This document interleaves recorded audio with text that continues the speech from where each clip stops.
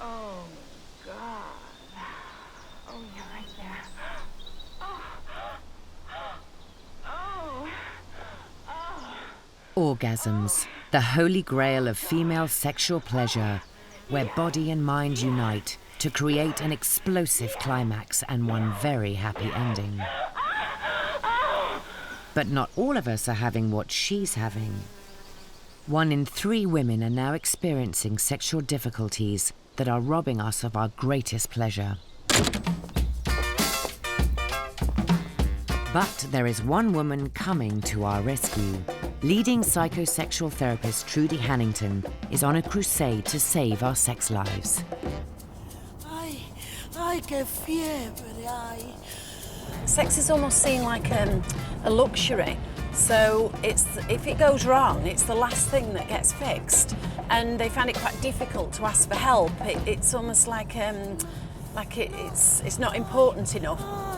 But in actual fact, what I see when sex goes wrong, it's devastating. Particularly to women, it's their self-esteem, it's their confidence. It has such a huge knock-on effect to the rest of your life. This summer, cameras are being allowed into Trudy's therapy room for the first time to follow her as she treats 2 women in desperate need of her help in the bedroom. It does feel like a domestic duty, yeah. And I think that's why I don't want to do it, because it feels like a chore. Very much in love we were then, weren't we, darling? Yeah. Got that sparkle in our eyes. At 58, yeah, that's talking 40-odd years of orgasms. And then to suddenly stop, it's definitely robbery. Life robbery. Can Trudy help these women rediscover themselves sexually and give them back the greatest gift, the ability to come again? When they start to do well in sex therapy, sometimes you get a voicemail of, yes, I did it. Suave. No, no, no.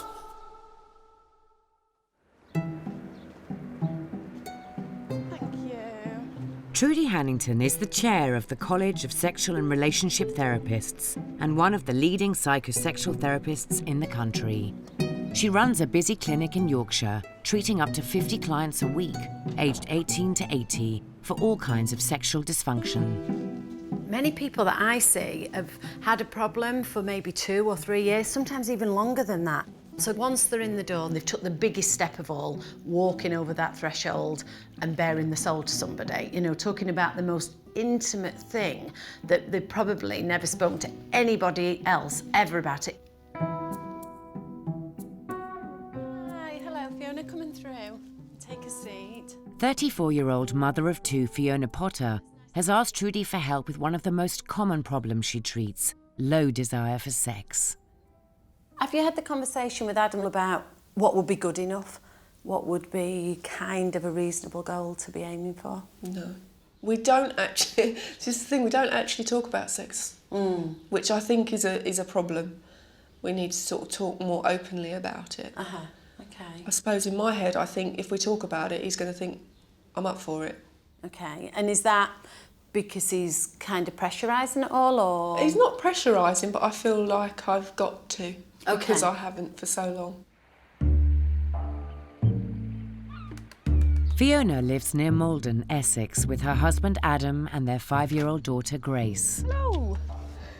Would you like to come in? This is our living room. My dog. My husband. 90% of the time we spend in this room. Adam works days as a mechanic and Fiona works nights as a carer. And after 13 years together, the lack of sex in their marriage has become the elephant in the room. This is our room. Not the tidiest. That's all. Well, it's all right. My side's tidy. Yeah. Yeah. The bed where the magic happens. or doesn't, as it were. Yeah. When was the last time you two had sex? The beginning of the month. No, wedding anniversary. Wedding anniversary, yeah. Yeah. And then previous to that, it was on my birthday, which is like the milestones. Yeah, I will get it because it's my birthday. Can I be bothered? I know that sounds really horrible. It's almost like, I'd rather go to sleep. That's it. That's because it's just being so tired and working and that. It just... Yeah, but you've not always been tired and working, have you? No, Come on. that's no excuse. It's hard for me because if I didn't instigate it, then we wouldn't have sex at all, I don't think. We would, just not very often. Yeah, maybe a couple of times a year then. Yeah. But... Maybe 3. Yeah, that's... I don't know, there's no romance or anything beforehand, so it's just sort of... Get up there. Yeah. And women need to be wooed. So if I was to go, woohoo! And then jump on for the ride, doesn't work, no? No. I suppose I make a joke out of it to stop it hurting. Yeah. Sometimes she'll say not tonight, or I'm not in the mood, or go away, or whatever, but most of the time she will just physically lay there frozen solid and just blank me out totally. I got to a point where I'd had enough and I told her I was going to leave her because we needed to get something sorted out. I was just sick of being rejected. Just constant rejection just doesn't do you any favours, I don't think. For me to be prepared to not see Grace every day, that was a big step for me. So I think that itself shows how far I've been pushed and how much it got to me, really. Sex is an important part of a relationship, and I do understand that. And without it, you drift. And that's what I'm scared of with Adam, is drifting to the point of no return. Does that scare you? Yeah.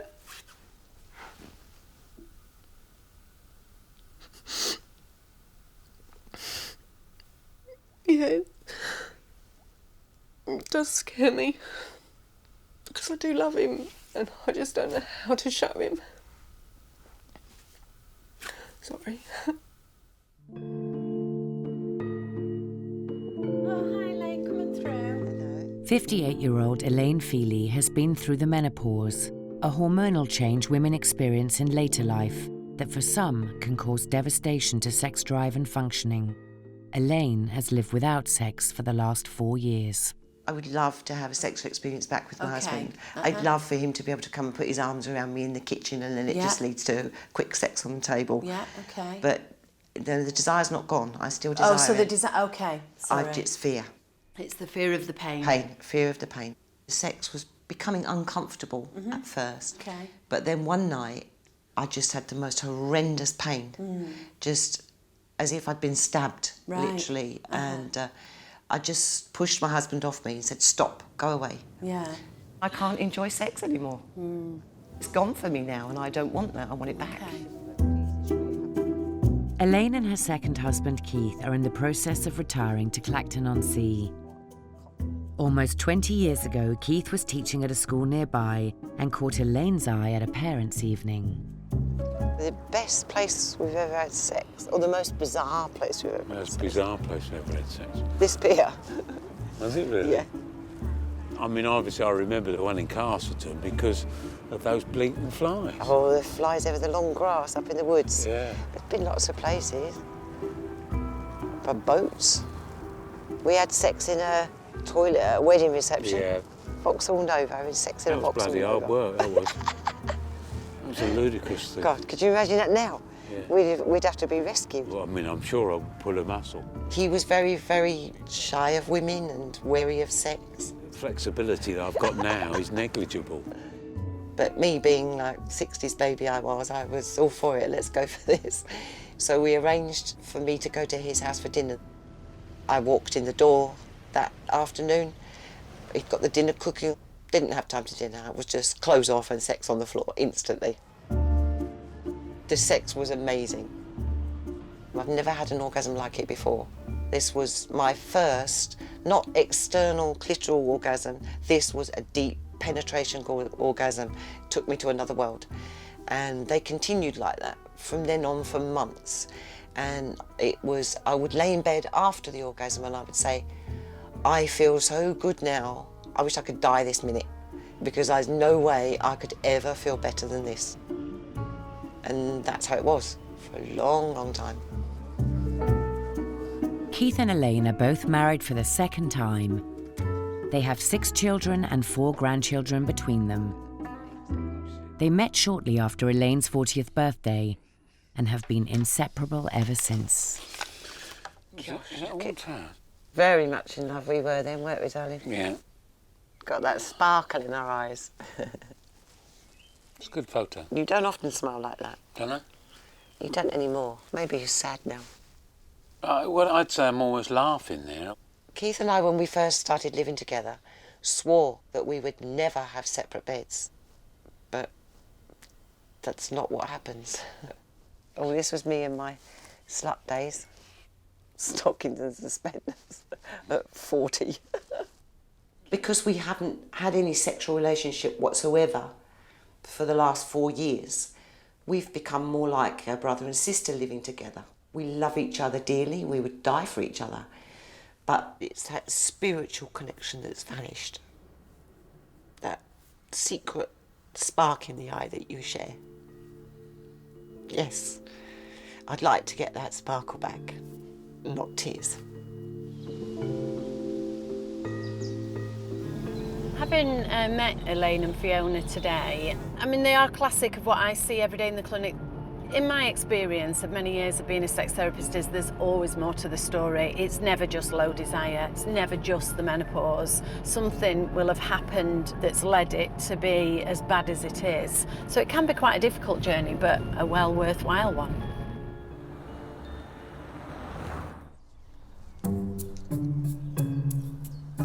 Working mum Fiona Potter has struggled with low desire for sex for the past 10 years and has started a course of therapy with Trudy Hannington in a bid to overcome her problem. Usually, in my experience, is that when you meet a woman with a sexual difficulty, it's always much more complex than what the presenting issue is. It generally goes far deeper and will have gone on possibly a long time, or maybe is still sitting around from something that happened in childhood. And it is important that that's dealt with as part of the therapy process. Were you brought up by your mum and your dad, or? No, my mum and dad split up when I was about 11. Mm-hmm. For me, that was hard because I was a daddy's girl. Right. I felt that sort of separation. Okay. And did he keep contact? Did you get to see him when he left? Not really. Okay. He kind of got his next wife and her child, and Right. I didn't really get to see my dad that much at all. Okay. He'd say he'd come round and then he didn't. And, Okay. my mum brought us up as Christians, and obviously it was no sex before marriage and stuff like that. So rebellion, I at 16 fell pregnant. Okay. Just sort of basically say, up yours. I can do it now, it's legal. Yeah. And then I miscarried that one. So basically, in a roundabout way, I was pregnant from the age of 16 to when I had Luke. Okay, so did you have more than one miscarriage? And Yeah, I had 2 miscarriages and 1 abortion. Okay, so a tough time between that 16 and 18 for you. Yeah. Okay, so those first sort of experiences of sex when it's supposed to be fun and be lovely, that fun thing called sex, got you quite difficult outcomes. Yeah. Because then the person that I fell pregnant with... The Tale of the Tooth Fairy. Long ago, when there were lots of fairies in the world, but not many people at all... Fiona's children are now 15 and 5. She and Adam manage childcare between their shifts and usually see each other for just an hour a day. That someone could help her, not knowing that wishing this would call her fairy friend to her. See you in the morning. See you in the morning. Busy modern life may play its part in sex going off the boil, but to understand the full picture for Fiona, Trudy needs to delve deep into her sexual relationships with men before Adam. Your first sexual experiences in terms of the actual sex itself, any difficulties then? I think there was definitely a point where he just wanted to have sex, and I didn't really want to. So it hurt her.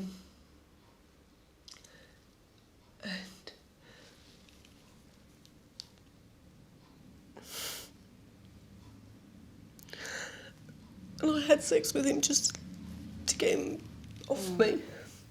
Okay. He just persisted and persisted. And I just did it because he kept on. Okay. And did that go on for quite a long period of time where it would be like that? No, it was just that once. And then I think after that point it was like I would use sex not as a control thing. I wouldn't have it with him. Ah, okay. It was, okay.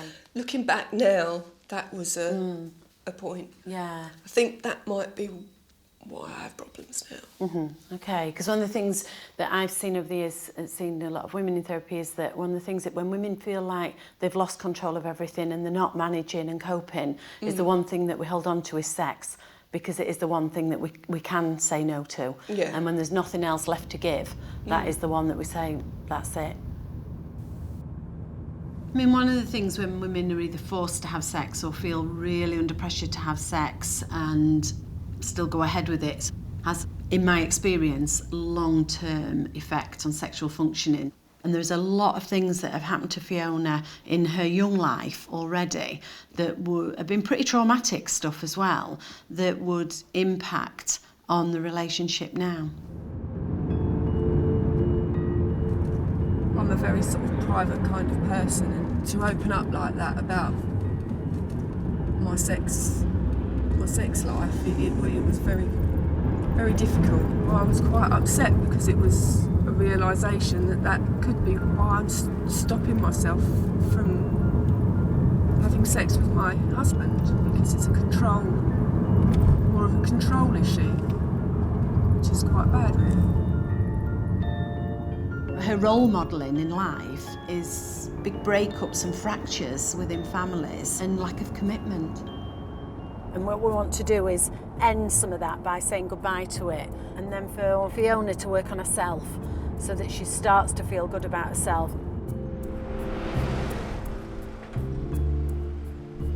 Have you read about oestrogen replacement and things? You said you've kind of... I've always shied away from it, Right. from HRT, because as you said, of all the hype fears about cancer and things.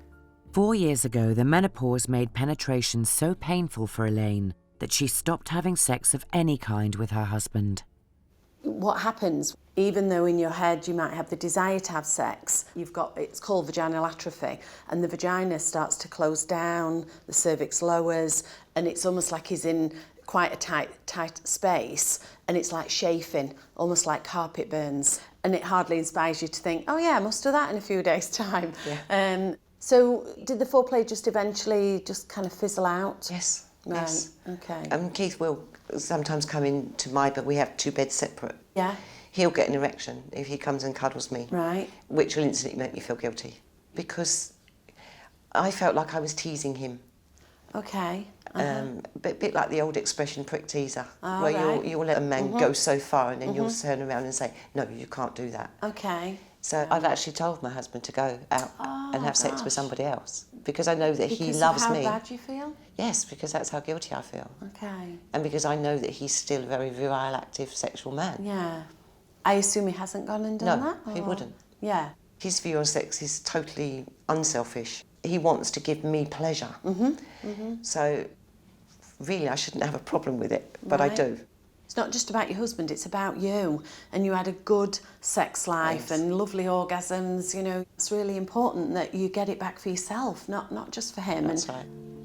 just because you hit the menopause doesn't mean life's over.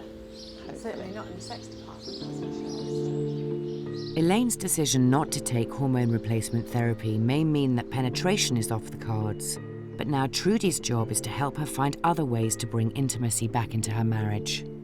The remit is to hopefully get them enjoying really good sex together without it having to mean penetrative sex, so that we've not got that pressure and guilt.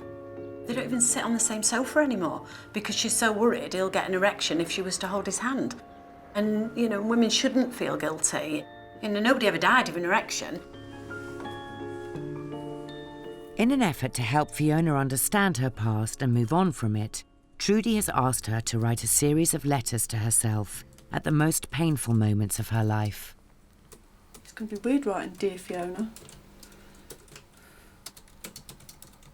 I know that your dad walked out and left you, your mum and 2 brothers, but there is no need to blame yourself. What happened happened because your mum and dad fell out of love. I know that you went through a lot at this age with the miscarriages and the abortion. I seem to have blocked out the pain that I felt after these big events. This was the one that I woke up in so much pain that I was screaming. I also remember the nurse telling me to keep quiet as I would wake the other time as you do in a new relationship. This one day I really didn't want to have sex. I kept saying no, but he kept on asking, and in the end I kind of just turned over and let him get on with it. I've pushed the bad things aside. I think I need to just let those bad things come forward so I can deal with them. The men in my life have been important to me, but they've all hurt me in one way or another. So it's a case of forgiving and moving on. And I don't let my guard down, even after being with him for 13 years. I don't let my guard down. And that's what I've got to learn to do, let my guard down.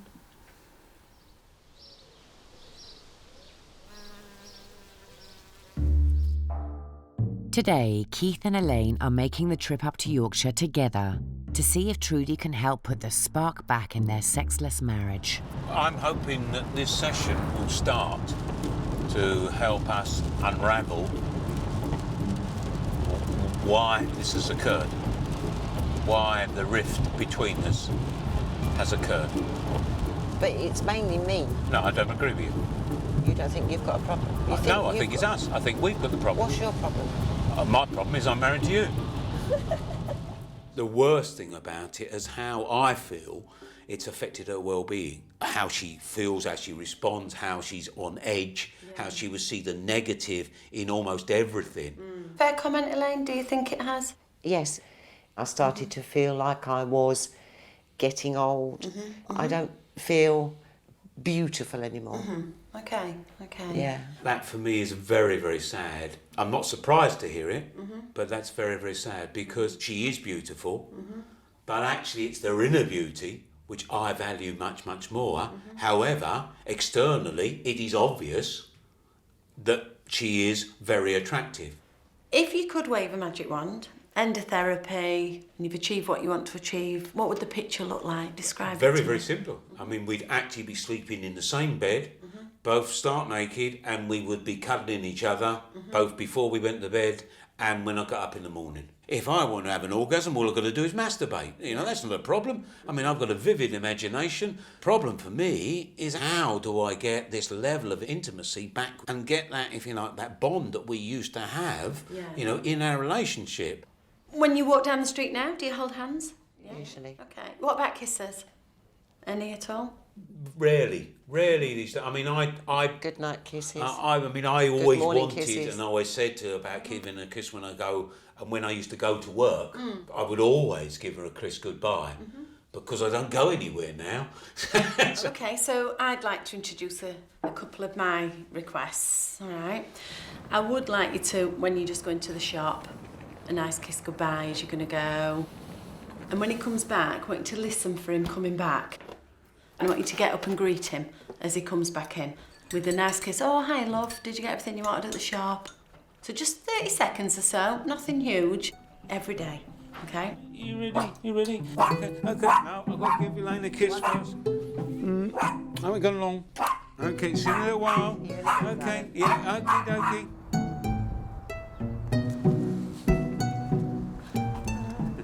It was a normal kiss, but a double normal kiss. I normally get one, and I actually got 2.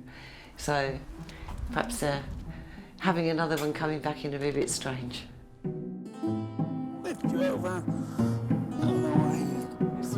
Going for me? Okay, yes, she did. Hi, darling. No, that's really bye. There she is.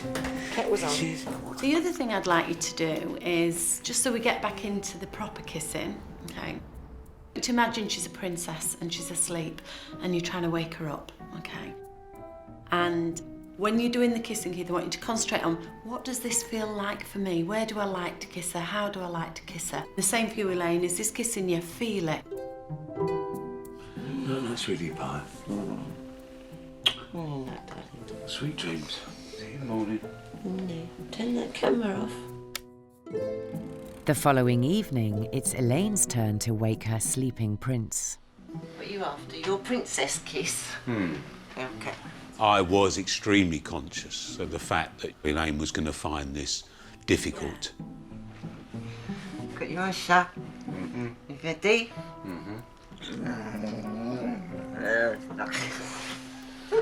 It's not much of a kiss, is it? It felt like a first date again. I hadn't kissed Keith in a passionate way for nearly 4 years. So to actually have a proper kiss, I was very nervous, but after the first initial 10 seconds was over, it just felt completely natural, something that we've done hundreds of times before, and it was just a case of falling back into that situation. Love you. Love you, sweetie pie. No, no. No, sweet dreams. No, I know exactly where it is. I don't need to tell. I don't need to put it in. The course of true love never did run smoothly. It's been over a month since Fiona started therapy, and she's been working hard on her issues with the men in her life. Once we get on the road, I know exactly where it is. You don't need. Yeah, but I need to know how to get to the road. Yeah, I'll tell you. Both Fiona and her husband Adam cite sex as the major problem in their marriage. Last year, Adam nearly left Fiona because of it. Well, I don't know, but you said you didn't know how to get anywhere because you just follow the sat-nav and don't look at the signs. It does sound as though it's got to quite extreme sort of lengths, really. There's a lot of pressure on them, thinking that, you know, this is the last chance to try and sort it. It makes it more difficult. Now that Trudy has helped Fiona face her past, she wants Adam to see the part he plays in their problem. You kind of knew about the history already? Yeah, we'd spoken about it years and years ago, so Yeah. it's not something that's come up recently. Yeah, yeah. So it's not something that I would have had associated with the issues that we've been having. You're never going to forget some of the things, but what I don't want Fiona to do is to carry on feeling guilty and as though everything is her fault and that she must have done something wrong, and if she doesn't do certain things, then men leave. You know, a dad leaving so young. And because of what happened in September as well. Adam saying he was going to leave because of the sex issues. Yeah. When you got to that point, Adam, what was going on for you? It was just frustration, and I was starting to feel that there was something wrong with me. Had you been talking to her about it? No. When we've talked about this sort of thing, it usually ends up that we end up having an argument about it because she thinks I'm pressuring her. Put defences up. And of course. She gets real defensive, so I just ended up not bother talking to her about it, and then things fester, and we've not been very affectionate with each other for a long time, have we? Eventually you learn to think, well, go then, so you reject really before you get rejected. Preemptive strike. Absolutely. Do you try and encourage Fiona to be kinder to herself and kind of pamper herself a little bit? No. I'll be honest with you, no, I don't. Did you used to when you first met, or? No. I've never, maybe that sounds quite selfish. She doesn't have a lot of confidence in herself. No, I know she doesn't. I wish she did. But then I don't exactly lift his confidence either, because I don't say nice things to him. So what would romance be for you? I have no idea. Okay. If at the moment the only time you kiss or cuddle is it leads to sex, I'd like to sort of change some of that really, but keeping it nice and safe. So if I ban sex, that's going to cause you a huge problem. If it was something that you felt was necessary, you're the expert and you're here to help us. We reject anything that you're trying to do. With the pressure of pleasing Adam removed under the sex ban, Trudy has introduced erotic fiction to Fiona in a bid to open her up to the world of fantasy and carnal desire. My hands hesitated on the pearlescent buttons, but any last shred of doubt was blown away when I pulled open the top part of her dress and reached inside for her. But pushed her breasts upwards and forwards as if serving them up on a plate, but I sensed an old familiar itch mounting in my groin, a sudden wetness in my panties. I felt her muscles clench around me, as if trying to suck me further inside. She let out a wail as if she was losing all control of herself, and then, with a shudder that ran through her whole body, illuminated in its ecstasy. When I've read them, I have touched myself, and it's embarrassing. It was like when I read the story in this the other day. I did have a little bit of a fumble down there, yeah. Hibiscus. Do they smell? Oh, they've got no smell. Therapy is also taking Elaine on a voyage of self-discovery. And after 4 long years, the siren lying dormant is showing signs of awakening. They wear comfort. Something for the bedroom, not for everyday wear. Right. Perhaps I'll come back when I'm looking for some more day wear. No problem at all. I've been through the menopause. I can't reproduce anymore. I've decided I can't have penetrative sex anymore, and I don't want to lose my sexuality completely, so I'm going to work quite avidly in making myself feel more feminine and more female. This looks more like what I'm after. Not dressing up clothes, not yet. Oh, I like the idea of catsuits. Having had 4 children, I've got some stretch marks to hide, so that will hide them brilliantly. It's got an open crotch. But I'm going to buy it anyway because I like it. £3 change. Thank you. I unconsciously, I believe, started to wear clothes that weren't feminine and weren't sexy. I think it was the drastic steps I would take not to arouse my husband. But with Trudy's help, I can start to realise that that's why I did it, and I didn't need to do it. Last session, Trudy reintroduced the basics of intimacy for Elaine and Keith, kissing and touching each other again after their 4-year drought. And she kissed you really nice? Did you feel like a prince? No. Okay. No. And was there any arousal? No, but there has been last night. Okay, Yeah, tell me about yeah. that. Keith gave me a cuddle, and then he became sexually aroused and got an erection. Okay. And I actually lay there, and I said to you, didn't I? I'm sorry about that, it's your problem. Yeah, okay, because you don't need to apologise for him getting aroused, that's important. Yes, yeah, and I actually felt comfortable saying it. Good, And good. I felt like, this is great, I feel liberated, like a weight's been lifted off me. Great.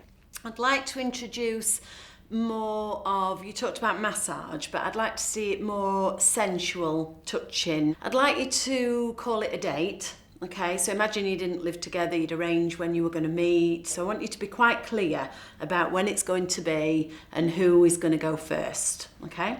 Trudy prescribes date nights to help couples reconnect and for them to build intimacy slowly by removing the pressure of sex. It may appear that I've not asked them to go very much, but they were at a stage where they couldn't even kiss. So if you set the homework too hard or too far too fast, it won't work. They'll be too scared and they won't do it.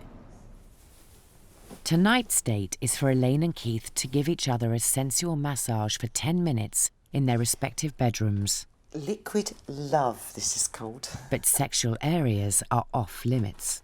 Remove her night clothes, which I shall place over there, trying to straighten up the bed. It is a big deal because even though we're together 24/7, we've never set aside even 10 minutes to concentrate on each other. Oh gosh, they are tiny. I'm not going to see much from them, am I? I might just wear this. It's meant for the beach, but it will do for a massage. I might wear some knickers underneath it. What I will do is I'll fold this back so that if she falls asleep there, then I can just put the cover over the top of her. The slippers are not the sexy bit.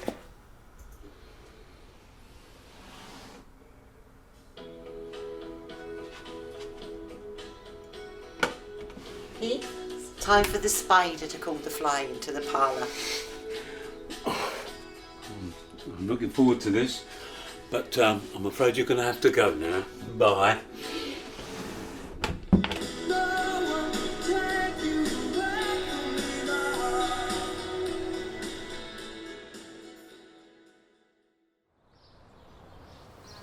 Trudy has also prescribed date night for Adam and Fiona. She's asked them to start making romantic overtures to one another by sending the odd text. Sent me one today and one the other day saying I love you and yeah, just little kisses and that. It makes me feel wanted and appreciated a bit more than I did before. Tonight, Adam has been put in charge of romance, planning an intimate evening for Fiona on her one night off. Because we've been getting on quite a lot better this week, I do feel close to him. When we have a cuddle and that now, I know that it is just a cuddle and it's nice. It feels safe and secure and comforting. In 13 years together, tonight's date will be a first, and under Trudy's rules, sex is completely off the menu. The reason that I banned sex is that I want Fiona to come out of herself and to be a bit cheeky and a bit playful, so that she's kissing Adam and knowing that, they're not going to have sex. Rachel felt her heart thump with excitement. High above them was the most amazing rainbow that Rachel had ever seen. It's quite interesting when you have somebody with low desire and somebody with high desire, and you lower the person with high desire and the other one automatically starts to increase. The table doesn't really scream romance, does it? Love you lots like jelly shots. Bed sheet / tablecloth. Adapt and survive. All right. I haven't had a glass of wine in the bath ever. Another bit of homework is to try to pay each other amorous compliments. All right. You look clean. You look nice. Where'd those jeans come from? These are new ones I bought yesterday. Very nice. Like them. Oh, very much. I noticed that she's reading a little blue book, which I thought was a bit inappropriate on a night when we're not supposed to be doing a funky chicken. Maybe it'll be me fighting her off, being a good boy.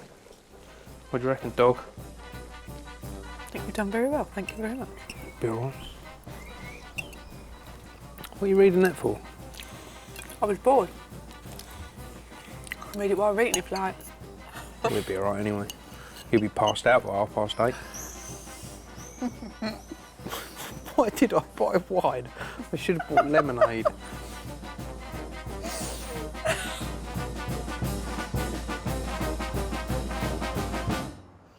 You look very sexy.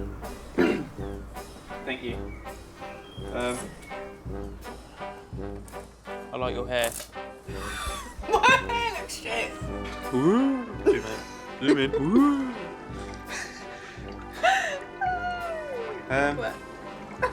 You're pushing me unfairly. No. You are. No. You are. Anyway, Moving on. I'm going to resist temptation as much as Fiona keeps throwing it in my path. A candy-coloured clown they call the Sandman tiptoes to my room every night. It's the morning after date night, and last night Elaine and Keith touched each other's bodies for the first time in years. Everything is all right. I close my eyes, then I drift away. We were asked by Trudy that after we'd had our first date to write each other notes about how things had gone for us and how we felt. So this is the note that I wrote to him afterwards. My darling Keith, what can I say? You know me so well. I lay just relaxing, feeling your gentle hands wondering what your intention was. My sexy man, I'm amazed all over again at how wonderful your body is, toned, muscly and soft. I felt wonderful at being able to give you a little pleasure and can't wait for our next date. It passed too quickly. All my love, me. Sweetie, absolutely outstanding. Touching your skin in that gentle way is so pleasurable. I was excited, in brackets aroused, almost immediately. and continually throughout the 10 minutes. Knowing that you would not feel guilty helped immensely. My biggest difficulty, however, was trying not to kiss your skin or touching the no-go areas. But that is clearly the point of the exercise. Of course, you feel as beautiful as you ever did to me, and it was wonderful to have the chance to enjoy it all over again. Love you lots and lots, Keith.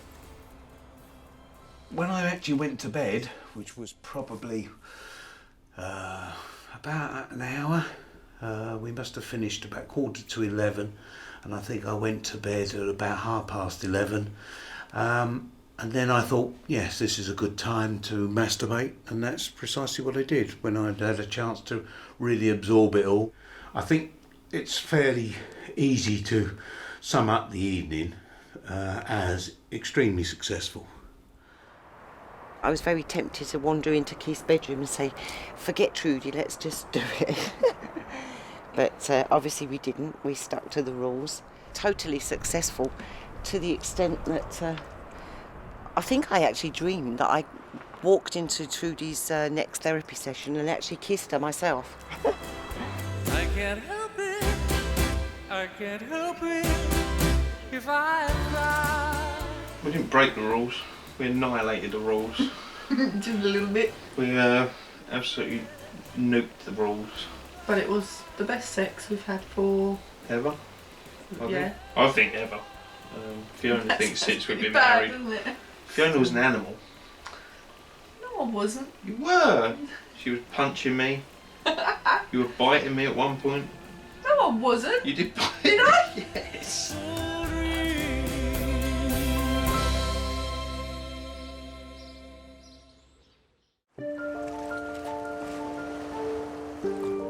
2 months ago, Trudy began therapy with 2 women desperate for her help with their sexual difficulties. I see a huge amount of different problems every single day in the clinic, and of course you want to fix everybody, you know, and sometimes you just can't. Because it is tough going through therapy.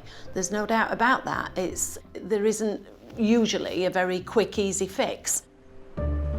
A month has passed since Elaine and Keith's first date night, and having made steady and slow progress to rebuild sexual intimacy, this morning, for the first time in 4 years, they've made it back to familiar ground. I woke as usual and I could see his body silhouetted against the window. A dog curled up at his feet. And I looked at him and I thought to myself, I love this man. Why do we have to wait for a special date night? I want to touch him now. Couldn't give a monkey's what Trudy or anybody else said. And basically, from there on in, she started to have first orgasm, stimulated by me, then a second, and then a third, and then a fourth, and so on. Be perfectly honest, I couldn't tell you how many orgasms Elaine had. I would say it's probably at least in double figures. To some extent, I don't really count them. I'm just concentrating on her, because sometimes she goes into such ecstasy, she hasn't got a great back, and to some extent counting just wasn't part of what I was doing. I also had an orgasm. Hell of a mess, as it invariably is. They never show you that on the porn movies. But at that particular moment, because it had been such an achievement for both of us to actually get to that point after 4 years, we just decided, fuck it. We're just going to lay in this mess, in each other's arms, just to savour that moment. So we did that. We lay in bed for, must have been a good half an hour longer, just talking through what had happened and how we felt and how wonderful it was, how we hadn't forgotten what things gave each other pleasure. Then we decided that it was time to get up out of the sticky mess and go and have a shower and face the new day with big smiles on our faces, both of us. Since breaking Trudy's sex ban on their first date, spending time together has become a weekly fixture for Adam and Fiona. Any big thing that kind of really turned a corner for you? Do you kind of recall a moment? First time we had that mind-blowing sex was just, that was a turning point, I think. That was just like, wow, that actually we have neglected each other for a very long time. Yes. And to have that sex that we've never had it before. Yeah. We just sat there for about 10 minutes going, oh hell, that was good. My legs were like jelly. I was like, hey. Oh, that's so good. Yeah, it was good. We're exploring each other again, which is really nice, and we're exploring new things and different feelings, and we're able to talk about it. Yeah. I mean, I got what I wanted out of the first session with you, with Adam, when Adam came here. Yeah. Because he then realised that in actual fact it's both of us. Yeah, that's right. He wanted sex, I didn't. Yeah. So it was me that had the problem. That's exactly. So a lot of the blame was on me, but then he realised it's both of us. Yeah, he really took it on board. He did. I'll go up to him and give him a cuddle, and he'll come up and cuddle me, and I know that it hasn't got to end in sex. Yes. That he's just showing me affection now. Great. It's making me feel good sexually. Yeah. Which I've not felt for years. So yeah, I'm letting go. It's hard, and it's a slow process, and it's not going to happen overnight. But I feel that desire.